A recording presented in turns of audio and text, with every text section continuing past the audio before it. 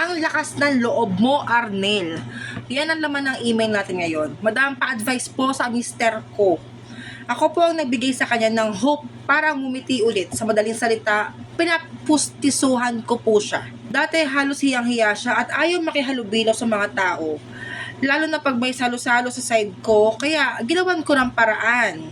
Bumali ako sa amo ko ng 3,000 para lang mapapustisuhan ko ang aking mister. Pa-birthday gift ko na rin sa kanya. Pero napansin ko, parang nag-iiba siya. Picture dito, picture doon. Ang dating barkada na hindi niya sinasamahan ngayon, sumasama na siya madalas at nasa inuman pa magdamag. Nahuli ko din po na nakipag-chat siya sa iba't ibang babae. Sa madaling salita, kumapalang mukha ng asawa ko at dumakas ang loob.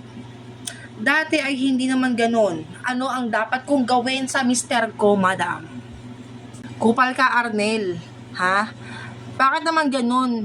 Binigyan ka na nga ng hope ng asawa para makangiti ulit, para gumanda yan, para magkaroon ka ng confidence. Pero lumala naman yung confidence mo. Umapal masyado yung mukha mo. Ang siste, parang mambababae ka pa dahil nagkaroon ka ng ngipin.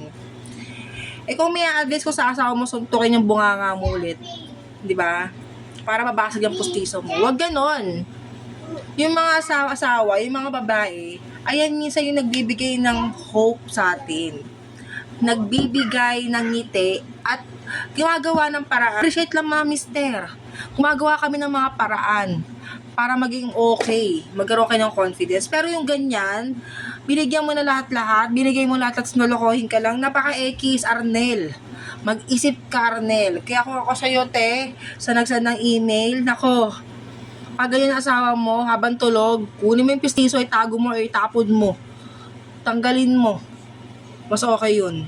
Tunayo mo mababae, doon siya sa bagong babae niya magpapustiso. Ewan ko lang kung magustuhan niya pag nakita walang ngipin yan. Syempre hindi. Babalik at magtituno talaga sa'yo yan.